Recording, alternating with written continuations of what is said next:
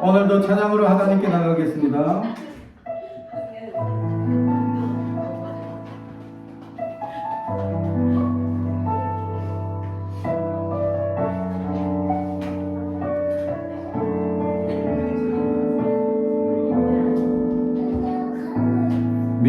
민족의 가슴마다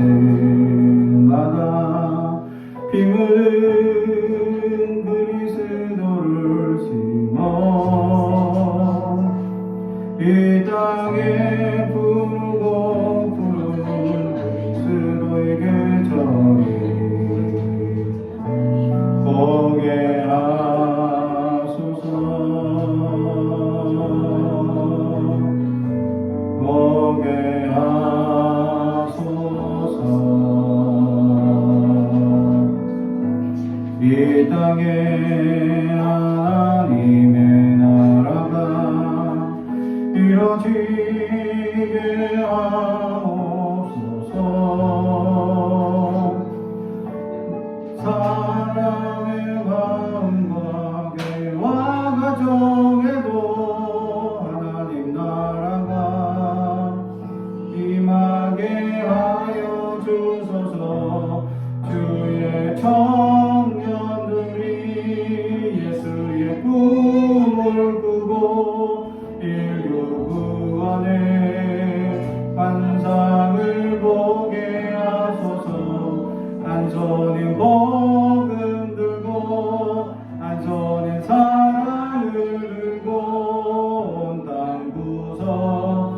구성 누리는 나라 되게 하소서.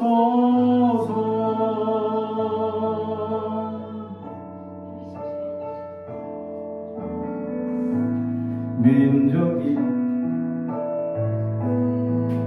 나가 이루어지게 하옵소서. 모든 사람의 마음과 교회와 가정에도 하나님 나라가 임하게 하여 주소서. 주의 청년들이 예수의 꿈을 꾸고 인류 구원의 환상을 보게 하소서. 한 손에 복음 들고 한 손에 사랑을 들고 온갖 구성 누리는 나라 되게 하소서. 아멘. 우리 계속해서 하늘에 계신 이름으로 찬양합니다.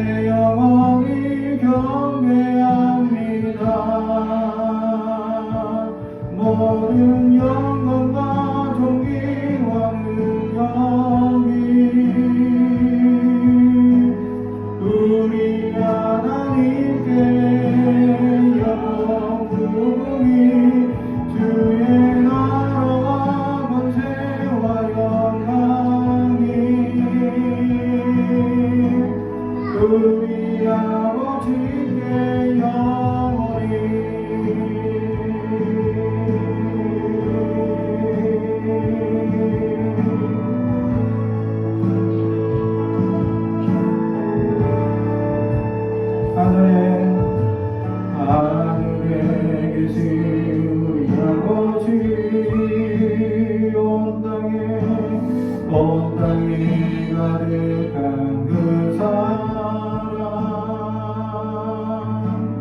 내 영혼이 기뻐합니다.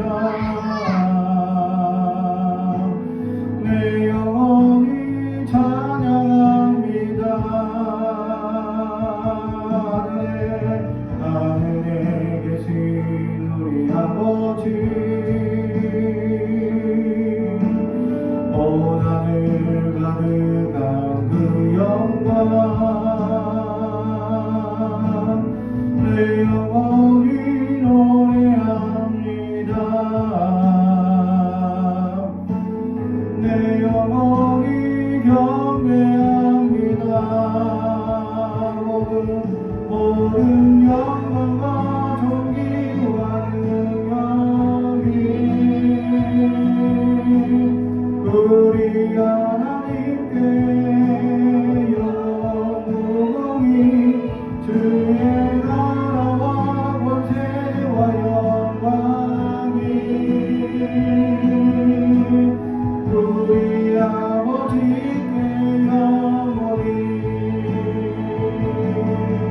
모든 영광과 존귀와 능력이 우리 하나님께 영원히 주의 나라와 권세와 영광이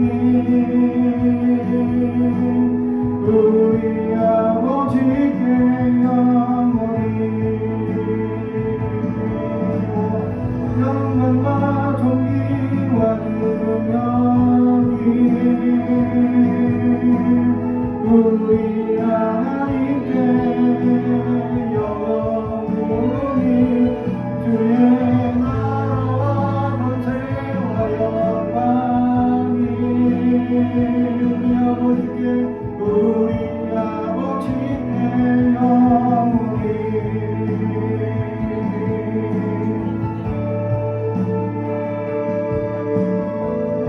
오늘도 하나님의 놀라운 은혜와 역사가 우리 가운데 임하길 주님의 이름으로 축복합니다. 이 시간 묵상함으로 하나님께 나아가겠습니다.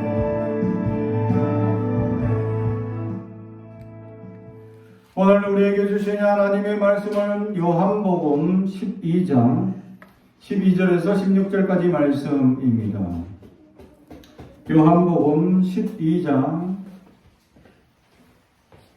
12절부터 16절까지 말씀 저와 여러분이 제가 봉독하겠습니다. 하나님의 말씀을 경청해 주시기 바랍니다.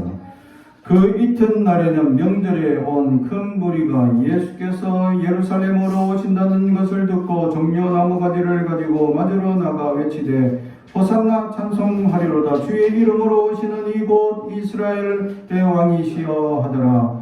예수는 한 어린 아기를 보고 타시니 이는 기록된 바 시온 딸이 따라 두려워하지 말라. 보라 너의 왕이 나귀 새끼를 타고 오신다 함과 같더라. 제자들은 처음에 이 일을 깨닫지 못하였다가 예수께서 영광을 얻으신 후에야 이것이 예수께 대하여 기록된 것임과 사람들이 예수께 이같이 한 것임이 생각났더라. 아멘.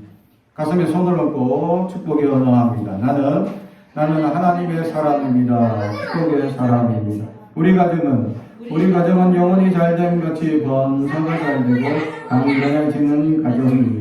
우리 교회는 번성하고 창대하게 되며 하나님의 언약이 이루어지는 교회입니다. 아멘. 그래요. 드디어 울음이 또 터졌습니다. 하나님의 위로가 함께하길 축복합니다. 그래요. 세상을 잃은 듯 하시게 울죠. 우리가 이 땅에 살아가면서 무언가 잃었다 생각할 때 참 하나님 입장에서는 아무것도 아닌데 저 어린아이의 울음처럼 세상을 잃은 듯이 안타까워하고 절망할 때가 있다는 것입니다. 지나보면 아무것도 아니에요. 지나보면 아무 역사도 아닙니다. 근데 하나님의 놀라운 은혜와 역사를 바라보면 정말 아무것도 아닌데 우리는 그것에 연연해서 뭔가 자꾸 더 주어지기를 원하고 더 많이 채워지기를 소망하는 어리석음을 살아간다는 것이죠. 오늘 모든 것을 내려놓으시고 예루살렘을 입성하시는 예수님을 오늘 맞이하는 정료주일입니다. 정료주일이라는 것은 예수님께서 예루살렘을 입성하시는 것을 의미해서 정료주일이라 합니다. 그래서 사람들이 환영할 때 정료나무 가지를 들고 흔들고 환영했기 때문에 정료주일이라 하죠. 정료나무 가지를 흔든 이유는 왕이신 예수님으로 환영한다. 또는 어떤 큰 장군이 개선해서 들어올 때 사람들이 환영하는 거죠. 큰 선지자가 하나님의 큰 메시지를 듣고 전하러 올 때에 사람들이 환영할 때 그렇게 흔들고 있다라는 것입니다. 근데 이 사람들이 지금 예수님을 왕이신 예수님하고 환영하고 호산나 하고 찬양하고 영광을 돌리고 있습니다. 하나님 앞에 그렇게 종려나무 가지를 막 이렇게 앞에 그 빨간 양탄자처럼 이 환영의 의미로 깔아놓습니다. 그러면 그 길을 예수님이 아주 보잘것없는 어린 나귀를 타시고 그 위를 지나가죠. 어린 나귀 입장에서는 한 번도 사람을 제대로 태워본 적이 없는데 예수님의 무게를 감당하고 있어야 합니다. 근데 이 무게가 너무 무겁고 지금 힘든 과정인데 길이 또 제대로 보이지 않아. 사람들이 깔아놓은 정료나무 가지 때문에 끓기고 또 넘어질 뻔하고 그렇게 어려움을 겪고 있다라는 어린 나귀가 그냥 혼자 걷는 것도 힘들 텐데 예수님을 또 태우고 사람들이 깔아놓은 정료나무 가지 위를 걷고 있다라는 거죠. 사람들은 어떤 의미로 깔았습니까? 예수님을 환영하는 의미로 깔아놓았죠. 예수님을 환영하고 영접하는 의미로 깔아놓았습니다. 그런데 그것이 도리어 어린 나귀한테는 방해 요소가 될 수 있다. 다른 말로 하면 우리가 교회를 하나님 앞에 열심히 섬긴다고 하는데 내 열심, 내가 하고 싶은 대로 섬기다 보면 잘못 하나님을 섬길 수 있다라는 것을 보여주고 있는 장면이죠. 제가 아는 동기 어느 목사님이 이런 이제 절기가 다가오면 큰 잔치를 베풀어서 음식을 이제 대접하다가 이제 사모님도 힘들고 하니까 온 교인이 같이 준비합시다 하고 요리 하나씩만 준비하세요 해서 요리를 배정해서 자기가 잘하는 거 하나씩 이제 선택해서 중복되지 않고 그래서 준비할 수 있도록 교회에서 딱 나눠줬습니다. 그러니까 교인들이 다들 자기가 잘하는 거 또 하고 싶은 거 먹고 싶은 거 만들어 와서 이렇게 그래서 뭐 부활절이나 성탄주일 이런데 절기 때가 되면 아주 잔치처럼 교인들이 음식을 먹고 즐겼습니다. 잘 섬기고 있는데 어느 날 갑자기 아주 돈이 많으신 권사님이 교회를 갑자기 등록하시게 되었습니다. 원래 다니시던 교회에 어려움을 겪고 문제가 있자 그 교회에 잠시 피신으로 오셨다는 거죠. 그래서 갑자기 그 권사님이 오시니까 이런 절기가 다가와서 음식을 준비합시다 하니까 그 권사님이 갑자기 제가 다 하겠습니다 하고 다 준비를 하는 겁니다. 실제로 뷔페를 시켜가지고 아주 완전 사람들이 준비한 것보다 더 좋은 고급 요리 막 이런 것들을 차려가지고 먹게 되었죠. 사람들은 막 거기에 너무 좋아했습니다. 야 좋다 막 시켜 먹으니까 이렇게 뷔페로 아주 그리고 요리사까지 나와서 막 이렇게 해주니까 사람들이 너무 즐거워합니다. 그러다가 그 권사님이 2년 후에 떠나가십니다. 원래 다니시던 교회로 가셨죠.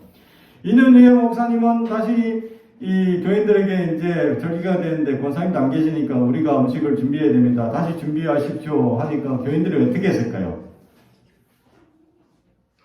사람들이 늘 시켜 먹던 습관이 비해가지고 아니 힘든데요? 하기 어려운데요? 하면서 점점 사람들이 핑계를 대기 시작하더라고요.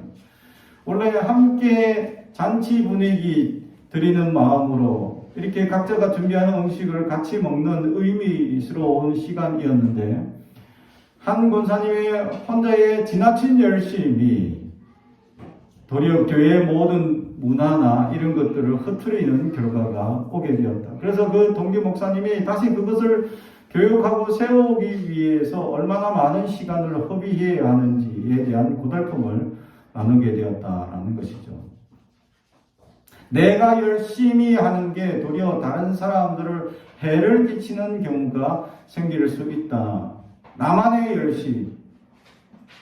그래서 우리는 하나님께 물어봐야 합니다. 하나님, 내가 이렇게 해야 내가 할 수 있을까요? 내가 어떻게 하면 될까요? 내가 이거 해도 됩니까? 라고 물어봐야 되는데 사람들은 묻지 않는다라는 거죠. 묻지 않고 결정하려는 연약한 생각들이 너무 많다라는 것이죠. 그래서 사람들은 이 자기의 열심으로 도리어 하나님을 섬기는 것보다 예수님을 방해하는 사람들이 너무 많더라라는 것이죠. 오늘 나오는 이 환영하고 열광하는 사람들 3일 뒤에 180도로 변합니다. 예수님이 십자가에 못 박을 때 소리 지릅니다. 십자가에 못 박으소서, 십자가에 못 박으소서 하고 도리어 예수님을 이렇게 환영하는 사람들이 180도 변하여서 예수님을 도리어 십자가에 못 박는 어리석은 군중의 모습으로 변모하게 된다는 사실이죠. 우리가 하나님의 은혜를 제대로 깨달지 못하면 은혜를 주시면 하나님 감사합니다. 주님 정말 은혜 주셔서 감사합니다 하는데 은혜를 제대로 은혜로 깨닫지 못하는 순간 우리는 도리어 하나님을 저주하고 왜 나에게만 이런 괴로움을 주시며 한탄하고 어리석은 결정을 할 때가 있다라는 사실이죠. 믿음이 연약하면 예수님을 환영하는 사람들이 3일 후에 180도 바뀌어서 예수님을 십자가에 못 박는 증인이 되는 어리석은 군중이 될 수도 있다라는 사실을 오늘 성경은 우리에게 보여주고 있습니다. 그렇다면 우리는 어떻습니까? 진정으로 주님을 환영하는 사람들입니다. 진정으로 주님을 모신다고 하는 사람들입니다. 진정으로 주님을 따르는 사람들입니까? 아니면 어리석게 은혜를 주시고 좋은 일이 있으면 하나님 감사하다가 힘들고 괴로운 일이 다가오면 왜 나에게 이렇게 시험을 주십니까? 라고 이렇게 한탄하고 있지는 아니합니까? 우리는 흔들리지 않는 믿음이 있어야 합니다. 오늘 종료주일을 맞이하여서 주님을 겉으로만 환영하는 군중이 아니라 진정으로 주님을 감사드리며 환영하는 존재들이 될 수 있어야 한다라는 사실이죠. 우리 안에 진정한 주님을 모시고 주님을 따르고 주님을 진정으로 섬기지 않으면 우리는 세상의 수많은 환난과 어려움 속에 흔들리는 연약한 신앙이 곧바로 나타난다. 오늘 군중도 3일 후에는 십자가에 못 박는 어리석은 군중이 되는 것처럼 우리의 신앙은 매일매일 같이 뒤집어라 엎어라 이렇게 되고 있지는 아니합니까? 기분 좋으면 막 은혜를 많이 받은 것 같고 기분이 조금이라도 우울하면 마치 나는 세상의 모든 저주를 받은 듯한 연약한 존재로 타락해 있지는 아니합니까? 사랑하는 성도 여러분, 어리석은 선택을 하는 우리가 되지 않기를 주님의 이름으로 축복합니다. 우리는 좋으나 안 좋으나 어떤 일이 있으나 주님을 따르는 자들이 되길 주님의 이름으로 축복합니다. 주님만 바라봐야 합니다. 주님이 우리의 길이 되시고 주님이 우리의 진리가 되시고 주님만이 우리의 참 되시기 때문입니다. 세상은 끊임없이 거짓이라는 것과 잘못된 것이 우리를 연약하게 유혹하고 미혹하고 있습니다. 그 유혹과 미혹은 내가 빠지려고, 내가 거짓에 들어가려고 그렇게 들어가는 것이 아닙니다. 나도 모르게 빠지게 됩니다. 나도 모르게 그런 상황 가운데 넘어지게 된다라는 거죠. 우리 아들이 갑자기 친구가 연락 와서 친구들 만나러 가도 돼요 하는데 왠지 부모 입장에서 노심초사가 되어서 걱정이 됩니다. 혹시 좋은 친구들인지 나쁜 친구들인지 어떤 친구들인지 막 걱정이 많아가지고 잔소리를 좀 하기 시작했죠.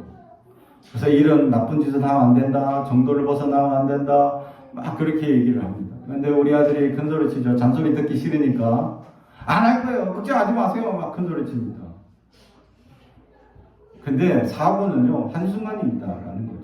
그러다가 우연찮게 내가 길을 가다가 어떤 중학생 2명이 길을 가는데 우유를 먹다가 반이나 남았어. 근데 이걸 갖다가 벽에다 그냥 콱 던지는 거예요. 그리고 그게 팍 하고 터지는데 그 2명의 중학생이 막 웃고 재미서 하는 거예요. 저게 바로 사고다. 저게 잘못인데 잘못인지를 인지하지 못하는 거죠. 그냥 그걸 재미로 느끼고 와 신난다 이렇게 넘어갈 수도 있어요. 분명히 그것이 잘못되었고 문제가 있는 행동인데도 불구하고 한 명이 그것을 어떤 행동을 취했을 때 사고이면 이미 분명하고 잘못된 것이 분명한데도 그것을 좋아하고 나도 모르게 그것을 따라할 수도 있다는 겁니다. 우리는 세상에 살면서 우리도 모르게 빠진다라는 겁니다. 그래서 예수님의 기도에는 우리가 빠지지 말게 하옵시고 라고 되어져 있다. 우리를 시험에 빠지지 말게 하옵시고.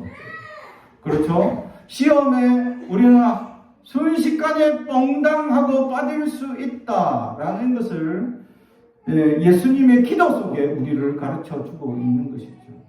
나는 흔들리지 않습니다. 나는 요동하지 않습니다. 분명히 믿음 안에 삽니다. 라고 확신하지만 이 어리석은 군중처럼 3일 후에는 지금은 예수님 환영합니다. 왕이십니다. 큰 소리 치다가 그 왕이십니다라는 제목으로 십자가에 못을 박는 유대인의 왕이라는 제목으로 십자가에 못 박는 어리석은 군중의 모습을 발견하게 된다라는 사실입니다. 결국 그래서 예수님을 환영하는 무리들은 나중에 예수님을 십자가에 못 박는 엄청난 범죄를 저지르는 연약함에 빠져있는 모습을 우리의 삶에도 나는 지금은 믿습니다. 지금은 주님을 따릅니다. 지금은 주님을 온전히 높입니다. 하다가 어느 한순간 우리는 죄악에 빠져 시험에 빠져 연약함에 우리는 넘어질 수도 있다라는 것을 오늘 군중의 모습을 통하여 보여주고 있다라는 것이죠. 우리는 또 한 가지 더 주목해야 될 사실이 있습니다. 12절 처음에 나오는 그 단어죠. 그 이튿날에는 이튿날이라는 단어를 한번 주목해 볼 필요. 어떤 사건이 있었고 그 이틀이 지난 이후에 지금 이 예루살렘을 진행하셨다라는 것을 보여주죠. 그러면 그 이튿날에 무엇이 있었느냐라는 것입니다. 그것은 바로 12장 3절 마리아는 지극히 비싼 향유 곧 순전한 나드 한 근을 가져다가 예수님의 발에 붓고 자기 머리털로 그의 발을 닦으니 향유 냄새가 집에 가득하더라. 아멘. 엄청나게 비싼 향유를 그것도 한 근을 예수님 앞에 다 부었는데 예수님 발을 그것도 자기 머리털로 이렇게 닦아 주었다라는 말씀입니다. 누가 내 발 향유로 이렇게 닦아줄 사람 있을까? 생각해보면 이건 정말 대단한 일이다. 우리가 주님 앞에 내가 가진 것 다 드려 주님을 섬기겠습니다. 하지만 우리는 말일 뿐일 때가 많습니다. 그런데 오늘 마리아는 자기가 시집가려고 준비해 놓은 전 재산입니다. 이걸 팔아서 시집에 갈 정도의 재산이 되는 엄청난 양의 이 향유죠. 최고급이고 엄청나게 비쌉니다. 나중에 이것에 대해서 가룟 유다가 제자인 가룟 유다가 이렇게 얘기합니다. 이것을 팔면 300데나리온이나 되어서 많은 사람, 가는 사람들을 엄청나게 먹일 수 있다라고 얘기를 하죠. 근데 이만큼 가치가 비싸고 귀한 것을 예수님 앞에 온전히 부어 드렸다. 마리아에게는 전 재산입니다. 마리아에게는 전부입니다. 온전히 주님을 예비하고 드려지는 행위입니다. 그것도 자기 머리털로 예수님의 발을 닦습니다. 최고의 낮은 자와 겸손한 자세로 그렇게 취하고 있다라는 사실이죠. 사랑하는 성도 여러분, 우리는 주님을 얼마나 낮고 겸손하게 내 머리털로 주님의 발을 씻길 수 있을까? 우리는 봤기 때문에 나 할 수 있습니다 하는 사람이 있지만 못 봤다면 대부분 다 못하죠. 알지 못하죠. 지금도 주님을 섬길 수 있는 우리의 모든 헌신들을 들여서 섬길 수 있는 방법은 있습니다. 그러나 사람들은 안 하죠. 안 합니다. 할 수 없다고 부정합니다. 또는 나 말고 다른 사람 많지 않냐고 변명합니다. 나는 바쁘고 힘들다고 도리어 하나님께 변명합니다. 마리아는 그런 삶을 살지 않았을까? 그도 바빴을 거고, 그도 여러 형편이 되지 않았을 거고, 그도 여러 가지 어려움이 많았을 테인데, 그런데도 불구하고 그는 하나님께 다 드렸습니다. 우리도 하나님 앞에 온전히 예비하여 드릴 수 있는 사람, 이렇게 전제를 다 드렸던 것이 정말 예수님의 장례를 준비하는 계시된 말씀이었다라는 사실이죠. 사랑하는 성도 여러분, 그렇습니다. 우리가 주님 앞에 온전히 섬길 수 있는 마음, 주님의 크신 은혜의 역사가 우리 가운데 넘쳐서 그렇게 섬길 수 있는 믿음이 우리 가운데 넘칠 수 있어야 한다라는 사실이죠. 마지막으로 드리는 말씀은 오늘 15절 말씀입니다. 이는 기록된 바 시온 따라 두려워하지 말라. 보라, 너의 왕이 낙의 새끼를 타고 오신다함과 같더라. 제자들은 처음에 이 일을 깨달지 못하였다가. 아멘. 하나님의 역사, 하나님의 말씀을 들었는데 깨닫지 못한다. 아직도 여전히 하나님의 메시지가 우리 가운데 들려주고 있는데도 불구하고 하나님의 메시지가 들려지지 않는 사람들이 많다는 사실이죠. 우리는 하나님의 말씀이 들려지고 있습니까? 우리 안에 하나님의 메시지가 지금 나에게 어떻게 하라고 말씀하고 있는 것이 들려지고 있습니까? 지금 우리가 종료주일을 맞이하여서 주님을 어떻게 섬기기를 원합니까? 라고 주님께 물어보고 있습니까? 사랑하는 성도 여러분, 깨닫는 자가 되길 주님의 이름으로 축복합니다. 하나님의 말씀 메시지가 어디 있는지 나는 들을 수 있어야 한다는 사실이죠. 여전히 내가 주님의 말씀이 선포되어지고 있는데도 불구하고 나는 길을 막고 눈을 가리고 살아가는 기머거리가 되고 눈먼 자가 되어 내가 지금 어디로 가야 될지 바로 앞에 절벽이 있는데도 그것이 당당한 길인 줄 우리는 살아가고 있다라는 사실이죠. 사랑하는 성도 여러분, 눈을 떠야 합니다. 길을 열어야 합니다. 하나님의 메시지가 성경의 말씀 속에 숨겨져 있습니다. 우리 안에 그 하나님의 놀라운 은혜의 말씀이 우리에게 말씀을 던져주고 있습니다. 깨닫게 하옵소서, 들려지게 하옵소서라고 우리는 길을 열어야 할 줄로 믿습니다. 그때 그 순간 깨달았다면 얼마나 큰 은혜가 있겠느냐라나 이 제자들은 그 순간에는 아무것도 몰랐어요. 언제 깨달게 돼? 나중이죠. 오순절 사건, 성령이 강림한 이후에 깨닫게 됩니다. 사랑하는 성도 여러분, 그래서 우리는 날마다 성령을 갈구하며 살아야 합니다. 내 삶에 일어나고 있는 수많은 이런 현상들은 그냥 일어나는 것이 아닙니다. 하나님의 어떤 계획 안에서 이루어져 가고 있다라는 사실이죠. 하나님께서 아브라함을 선택하실 때에 25년 전에 하나님은 75세인 아브라함을 선택합니다. 우리가 주목해야 될 사실은 아브라함을 하나님께 선택하실 때 아직 하나님이 첫 번째 선택한 노아가 살아있을 때예요. 정조고보 아주 하여튼 몇 4대인가 5대인가 올라가야지 되는 조상이 되는 노아가 아직 살아있을 때 하나님이 선택한 완전한 자라고 고백하고 있는 노아가 살아있을 때 또 두 번째 사람 하나님은 아브라함을 선택하고 있다. 근데 아브라함은 완벽한 자냐? 그렇지 않습니다. 완전하지 않습니다. 그래서 성경에 완전하라고 강조를 하죠. 특히 이삭을 낳기 전에 1년 전에 또 계시를 하시면서 완전하라라고 한 번 더 그에게 강조를 하고 있습니다.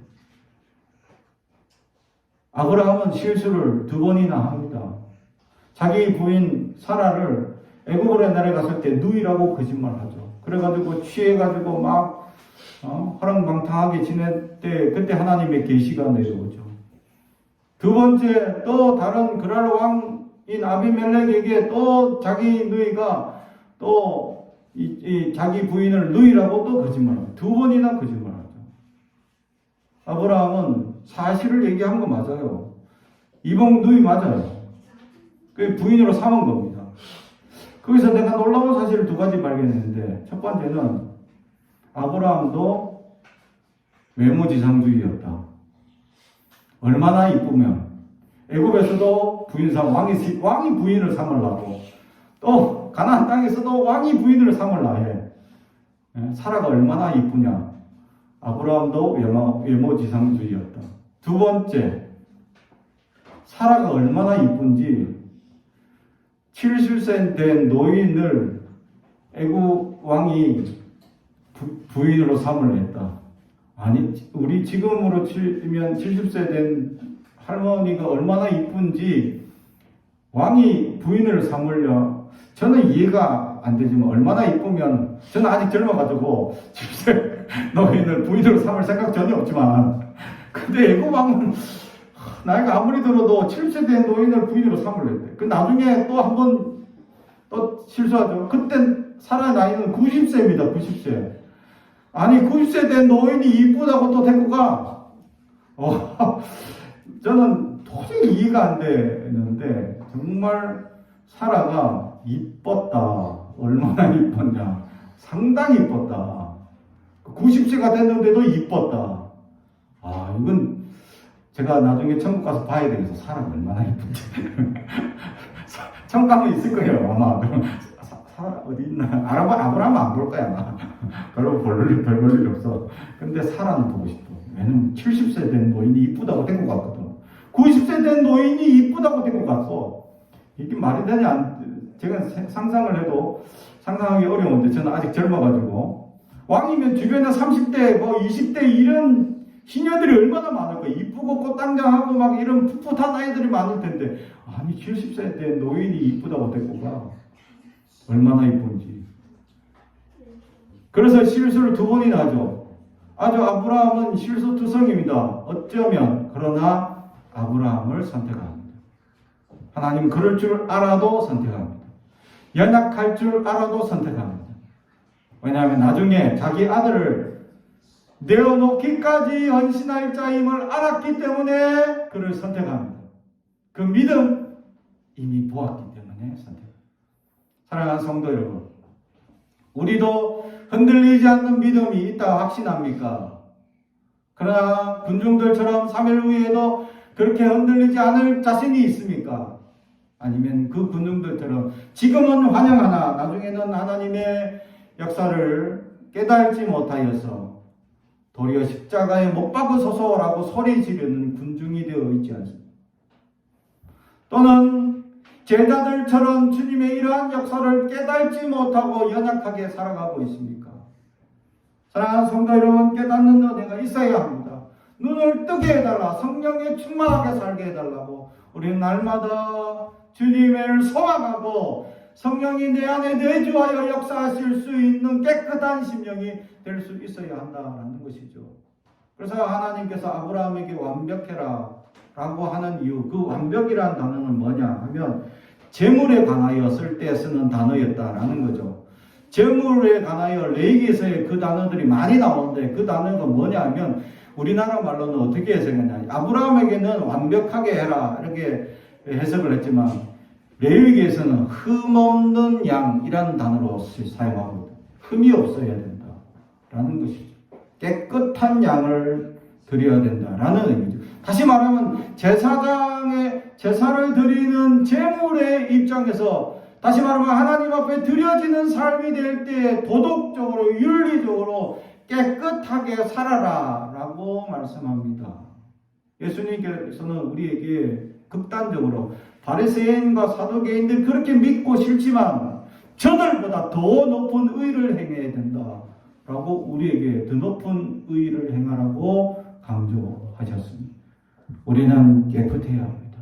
그래야 성령이 충만하고 우리 안에 내주어져서 하나님의 놀라운 은혜가 넘치게 되어 하나님의 메시지가 보여지게 되고 들려지게 될 줄로 믿습니다.